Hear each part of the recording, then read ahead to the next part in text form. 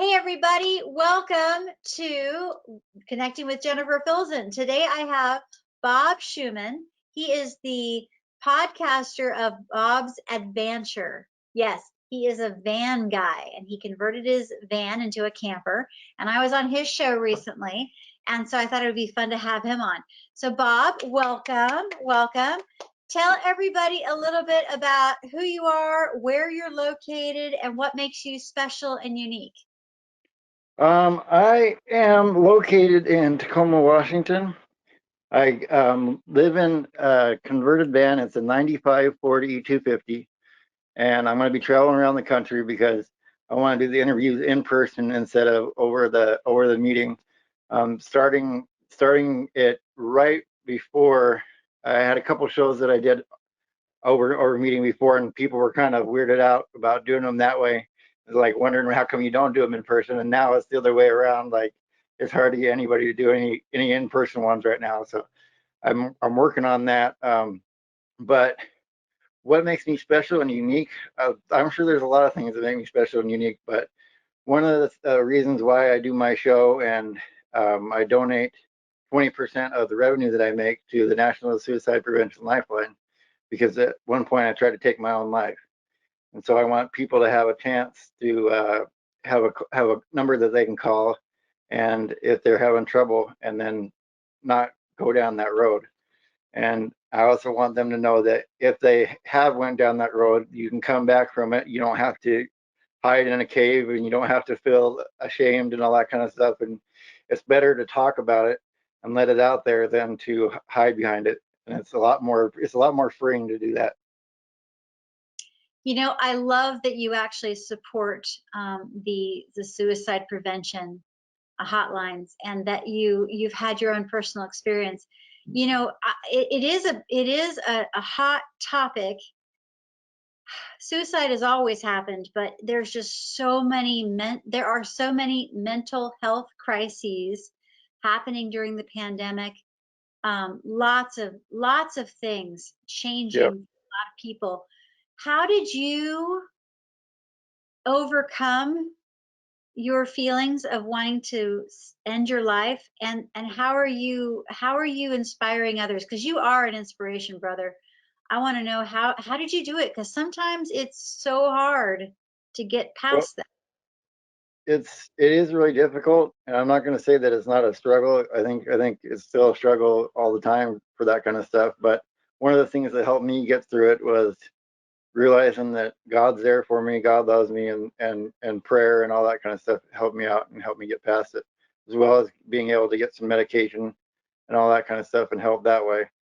Really helped me become able to work through all that kind of stuff. Fantastic. So now, how did you how did you get to become a podcaster? Because you have quite the following. I was so touched when I was on your show, and you're telling everybody to be a subscriber of my YouTube channel. And there they are, and they're making all their comments. I mean, you have a dedicated group of people. How did you get started, and how did you attract this amazing tribe? Well, oh man, that's a little bit of a story. So I started making YouTube videos because I started following a guy and his wife called the Crockers, and he kept talking on there and saying, if you want to start one, just start a YouTube channel. And I thought about it and thought about it. I'm like, well, I don't know if anybody really cares what I have to say, and all those kind of thoughts. I think that anybody that starts a YouTube channel thinks, or it does anything publicly, stuff like that. But I started it shaky video, vertical, up and down, all the bad stuff that I would tell somebody, please avoid if you're going to start making videos. But I did all that, and I slowly started making friends on YouTube. So a bunch of my friends that are on there have their own YouTube channels, and I slowly started making more and more friends on there, and it grew into where we'd go on each other's live streams, and we'd do challenges with each other and all that kind of stuff. So it grew an organic community of people that are RVers or live in van life and all that kind of stuff. And it allowed people that were living a nomadic kind of existence that don't necessarily have what they all call sticks and bricks. um, to have a community with each other of travelers, but also of YouTubers. Because I noticed a lot of YouTubers, they get down on themselves, and it's like, you just got to keep putting out videos. You got to keep putting out videos. I have over 620 uploads. So, and I tell people all the time, to always try different stuff, because you never know what's going to work. You never know what people are going to really gravitate towards. You don't know what video the algorithms are going to really grab of your video. It's really about putting up videos is the real key. If anybody out there is listening, the real key to YouTube is just keep putting out videos, because that's the number one thing is content. If you keep doing that, you'll find something that you enjoy doing, and that's the other key for yourself. Find something that you enjoy filming and doing, because if you don't find something you enjoy filming and doing, you're not going to enjoy doing YouTube very long. Right. And it can be kind of a burnout because you really have to Yep. have a lot of content before people start taking notice. Yeah. Yeah. Yep. So I'm curious, who do you serve in your life? Because it sounds like you just have a lot of people that you touch. In your heart, who is it that you are serving? And then following up with that, why are you doing all this? Well, I'd have to say that I'm serving God now. I'm following that path, and I want to become a pastor, and a pastor for the people that are nomads that don't necessarily have a church that I can go to. I want to be the person that they can call and be their pastor when they need support, and mainly because when I had a mental break and I was in the hospital, you couldn't even they wouldn't even let them have Bibles in there.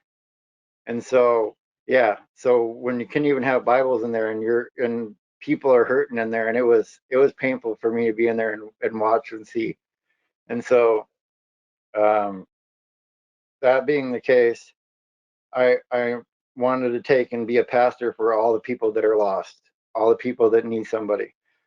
Um, and so I forget what the second part of your is. The But you know what? No, this is perfect. You're right on the right Okay, track. I always like to ask, what is your why? And yeah, correct. you want to be a pastor, you want to help others. This is amazing. Yep. When did you come upon the conclusion? Was it a message from God? Was it a thought that you had when you were little? Like, when did you know you wanted to be Well, a pastor? it was actually really recently, because I realized I was already doing it. People would, like when you were talking about all these people that come to my videos, and they go over to other people's videos and stuff like that. I'm already kind of being a pastor. So now it's about getting the certification and all that kind of stuff. And so that's what I'm going to do. And it's also because I don't want to be on disability anymore. I want to work my way off of disability. And so that's the ultimate reason why. And having that be my why, um, is the ultimate key, because I my whole life I worked and worked and worked and worked. So for me not to do anything at all, it's really affects the self-esteem.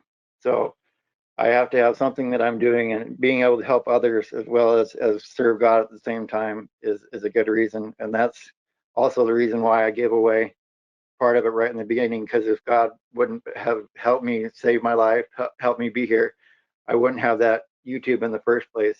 And when I took that break, I realized doing the interviews and talking to people like you, and having people on and having all these different conversations is my purpose. Is putting all this content out there is my purpose, so that I can help others. Wow, I love it. I love it.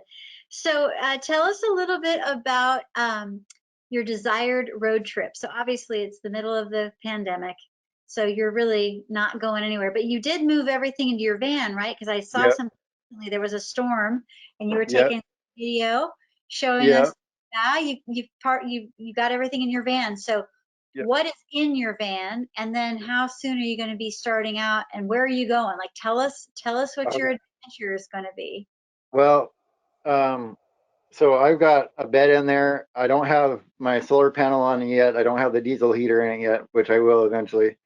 But I've got everything that I need to live in there. I've got a little table set up. I'm going to put a Vantor video up probably in the next couple of days to show everything that's on the inside. But the planned road trip is to go and get baptized at the church that I volunteer for, and they are in North Carolina. So the plan That's is to go, yeah, the plan is to go about 50 miles a day, and then hopefully at the end of it be down there and get baptized. And the big group of people that I'm a part of that have come over and seen you, they have a meetup down there once a year at Mayberry, North Carolina, which is where Andy, what's his name? Andy Griffith. Andy Griffith. Andy Griffith was born. Yeah. And so they go to the campground out there and they have a big meetup and all that stuff. And I've been trying to go there the last year and I didn't make it. So this year I'm going to try to make it and actually be there for the meetup. And there's a couple other meetups along the way. And just being able to meet all these people that I've known online for this long in person is going to be that's the reason for the trip. And so it Uh, ends with me getting baptized at the very end of it. So it's uh, it's quite a journey. that is gonna be so cool. I can't wait to see the adventure unfold. And by the way, marketing wise, I love how you took the word adventure and you changed it to advanture I because of love your, to put words together that that is so clever. I was just so tickled. So now your van is a 1995? yep, All right, 4250. I have to ask this. I have to ask this. Okay. How old is that car right now? 26 It, years old? yep, All right. So you used to be a mechanic, yes? yep, All yep. right. You know that baby's got to have some serious loving because you're driving a senior citizen, darling. And that's why it's 50 miles a day. That's why it's 50 miles and take a break for the day. Okay. So how are you going to make sure that your baby sustains you in this incredible endurance? Because that's a lot to ask of a 26-year-old van. Well, it's a lot of preventative maintenance, which I'm sure a lot of your clients would agree with. It's a lot of preventative maintenance. I've got to do transmission service and all that kind of stuff on it before I go. So I'm making sure that everything's done. It's going to have some new tires on it, all that kind of stuff before I actually hit the road. But once I do, it's just not going full out and try to go as far as I can every day. Just Right. taking my time, let it warm up, and then sit for the rest of the day. And that's about it. Just take it easy on it. But that's the plan to get down there. I love it. I love it. Okay, cool. Because the last thing I want, my darling, is for you to have a breakdown. Oh yeah, oh yeah. And I'm sure, and along the way, I want to meet a bunch of people and then shoot commercials for them, like local businesses that are around. Because YouTube, you can narrow down to where it's only going to play for people that are in that area or age group or whatever. And you know about all that kind of marketing stuff. But I want, I figure if I do that, shoot them a commercial, and they maybe have a place to park for the night, not charge them to shoot the commercial and trade something for that. So That is I'm so. I'm trying to think on my feet and do it a little bit differently than most people. Just out of curiosity, one of my clients actually is Ernie's over in Olympia, Washington. Have you Hmm. met them? Have you No, met Ernie's I haven't Skillingstad met that. family? You should go check them out and have them double check everything for safety before you head out. I will. I'll go down and see them. People, and they love to go boondocking. I mean, they just built a new facility that's specific for RVs. Oh, it's gorgeous, Bob. Yeah, Gorgeous. I'll go down and meet them for sure. Yeah, tell them I sent you. They'll have a kick out of that one, right? Okay. Okay. They'll be like, "How do you know?" Or I'm like, "Oh, dear, you want to see it? You can watch on her channel, or you can watch it on mine. Either one now." I love it. So you've got this whole trip planned. So tell me about these rallies. Are these RV rallies or are these spiritual rallies? What are They're they're meetups? meetups. They're meetups with other YouTube channels. So there's a bunch of YouTubers that are meeting up. There's one in May in Oklahoma. There's another one that's in September in Michigan. So there's all kinds of meetups that are happening, and it's kind of I've missed so many of them, and I'm like, you're not around forever. So I want to get to them and actually meet these people in person that I've been talking to and watching their videos for all this time. Oh, that's really, really cool.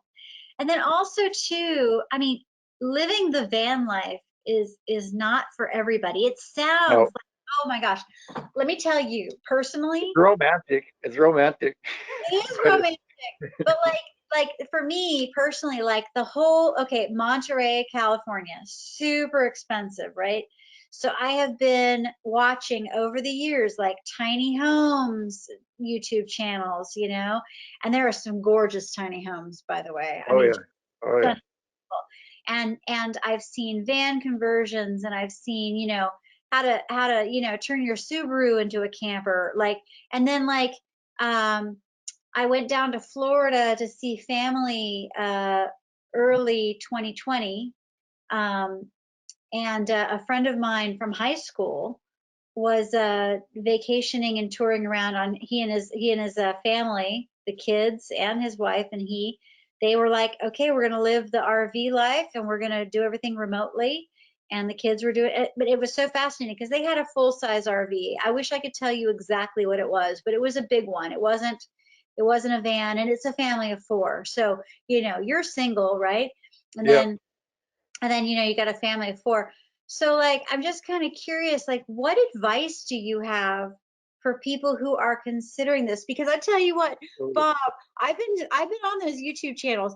There are a few things that surprised me, like when you fart, you can't get away from that smell. Oh my No, God, like no, especially that's there's stuck with you.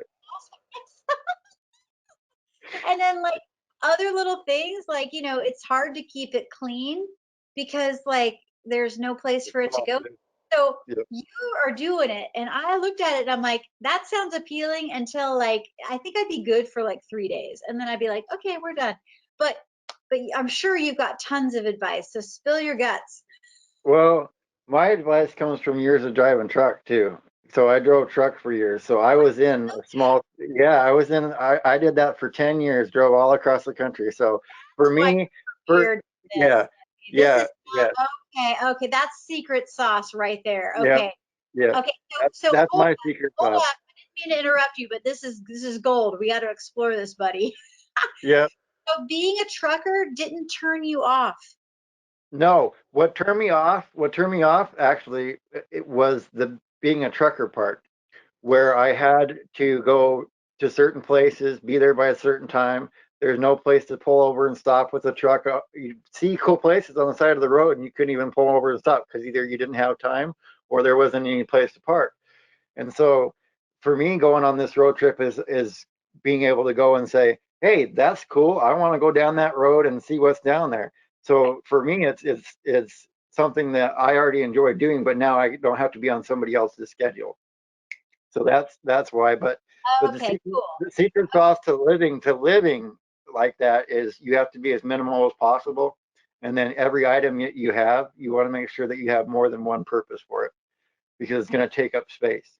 So if you have something like if you have you will probably get into this, but if you have a bucket that you're using, if you have a way to also make that a seat when you're not using it, that's awesome because then you have an extra seat.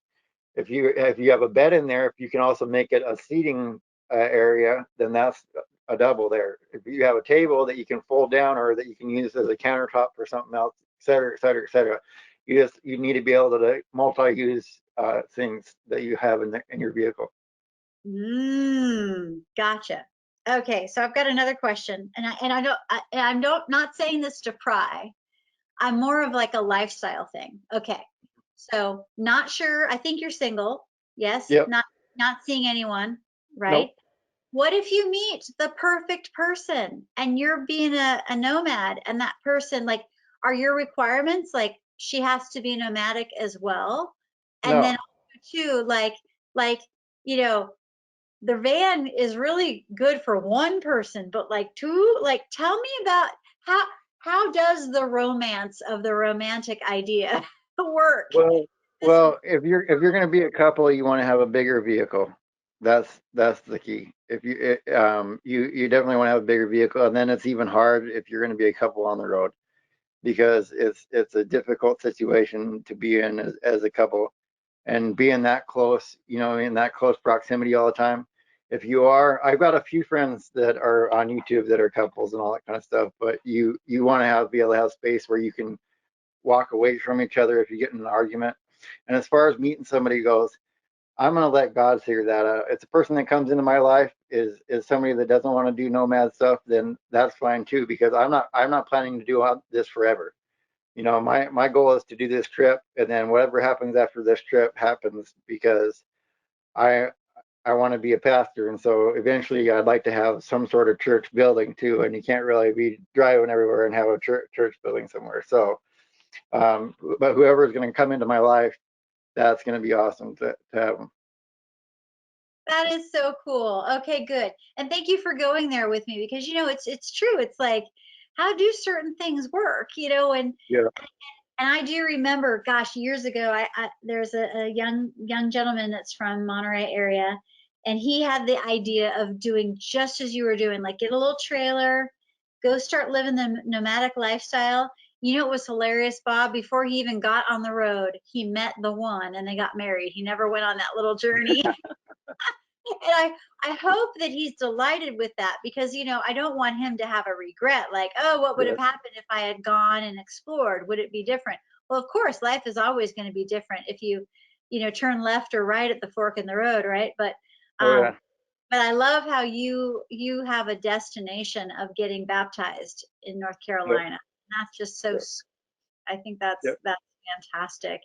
What happens, and again, I hope you don't mind, I'm kind of going into some areas, but I'm just so Oh, it's curious. fun. What happens Everybody likes to ask questions, so that's what I'm here for.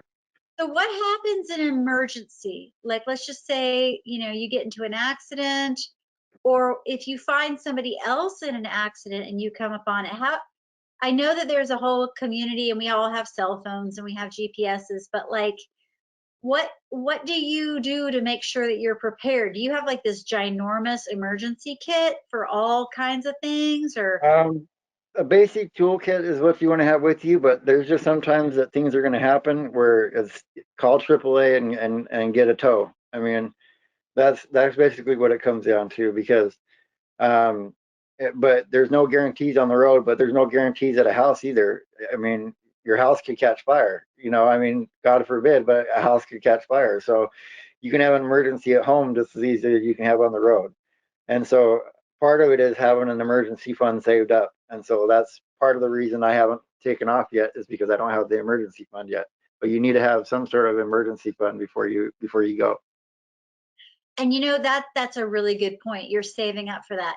Just out of like rule of thumb, I know everyone's got their own comfort zones, but if you had to like do a ballpark range of the amount of money in an emergency fund, how much would you recommend somebody sock away? At least enough to replace the transmission or a motor if you have to.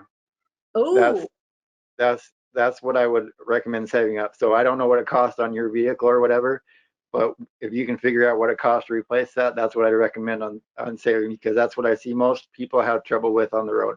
It's not like the tires and stuff like that. And if you have enough saved up for a transmission or an engine, you can afford the rest of the repairs in the car generally. So right. Oh, that's a really, really good point. Oh my gosh. What other advice do you have for anybody who is thinking about living the nomadic, pastoral lifestyle? well, I don't know about the pastoral lifestyle yet, because I'm just getting into that. But the nomadic lifestyle, like I said, you want to live minimal, and then you need to realize every day is going to be different, and things are going to happen that are going to not go your way, and so you have to be able to roll with that. If you can't roll with things not going your way, then it might not be the lifestyle for you. If you have to get up every day and open your fridge and have your coffee the same way every morning, probably not the life for you. If you want to go and live for a little while, and like I would recommend anybody, don't make it a permanent lifestyle. But if you want to go do it for a little while, go and do it and live it, because if you don't, you'll regret it one day. If you don't go and try to at least live it. If that's something that's in your heart to do, you need to do it. Oh my gosh, that's so cool. You're making me want to go on a road trip, buddy. Well, anytime you want to go, like if you come up to Washington again or whatever, let me know. I'll take you to some places out here that are really beautiful. So Well, actually, I do have friends that just recently moved from San Jose, California to Coeur d'Alene, and I know that I would be flying into the Tacoma. So let's hope that if my husband and I, when we get out there, let's hope that it's before you start taking off on your trip. Do you have any idea when you're going to start your adventure? Probably around the end of June and start of July. Love So it. it'll be sometime around then. Well, we'll see if I catch you, but it'd be so fun to see you, and Well, if get. not, I'll be coming back through California at some point. So if you don't see me then, Yeah, yeah. there's some great spots. Oh my gosh. Big Sur had a piece of road washed out. So the driving the entire Pacific Coast Highway is going to be tough. But hopefully within a year that will be fixed. Yeah. It's the crazy lifestyle when you live out in the rugged outback, if you will, right? It's a very isolated coastline, and then the fires burn, and then after the fires burn, the mudslides happen, and it's hats off to the very sturdy, pioneer-minded, rugged individuals that live in Big Sur, because it's Oh yeah. gorgeous. Dang, you gotta be tough if you Yeah. live out. Yeah, Up there by Mount Shasta is beautiful too. When I drove truck and went all through there, it's beautiful up there. yeah. So yeah, just out of curiosity, what are like your five top favorite places that you've driven to? Oh wow. I never even thought about that myself. Or Kalispell, smaller, Cal, three, yeah, three, three to five. Kalispell, Montana is number one. Oh yeah, Um, the Arrowhead Lake that is there is beautiful and it's so clear you can see to the bottom of it. It's a glacier-fed lake. It's up there by Glacier National Park. It's a beautiful area. So that would be number one. Number two is the area I'm at in right now, Tacoma, and in the summertime when you can see Mount Rainier.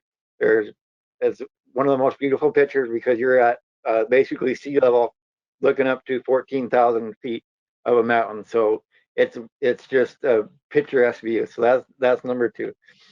Number three would be coming down I-5 down there after you come out of Weed, California, and you're coming down into Fresno and all that down off that mountain pass.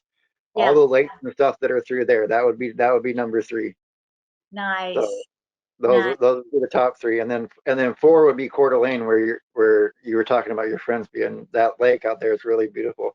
Oh really? It's one of your tops? Yep, yep, Oh, that's good to know, because yeah, my friends are very dear to me and they recently moved and I cannot wait to go see them, but we're waiting until everyone's vaccinated. yep. And then the fifth one would be Yellowstone. Really? Yeah. Yep, Sounds yep, always a popular one. Yeah. yep, Oh my gosh, Bob, you are so fun. I'm so glad that I was on your show and you're on my show. yep, Yay. yep. And I want to have you on again too as well because you're a real interesting guest, and we barely scratched the surface of your book. We didn't even go that much into your book. So That's okay. Who knows? I mean, I probably will have another book in me coming up pretty soon. Anyway, I know you're at your friend's house, so I'll let you go yeah, so you can go hang out with your friend. all right. But thank you so very much. And everybody, I hope you got to enjoy hanging out with Bob Schuman. Bob, do us a favor. Tell us how to get a hold of you and where to find you. Okay, you can search Bob's Advanture on YouTube, or you can search it on Google. You can search the Family Show on Google or on Spotify. That's where all the podcast episodes are. And then Bob's Adventure on Instagram, and you can find me on Facebook as well. So just search Bob's Adventure, and you'll find me. Bob's Adventure at gmail.com if you want to email and get a hold of me. So I appreciate you having me on your show. Of course. All righty. Thank you so much, everybody. Yep. Have a wonderful day, and we'll see you guys next time. Okay, bye. Bye.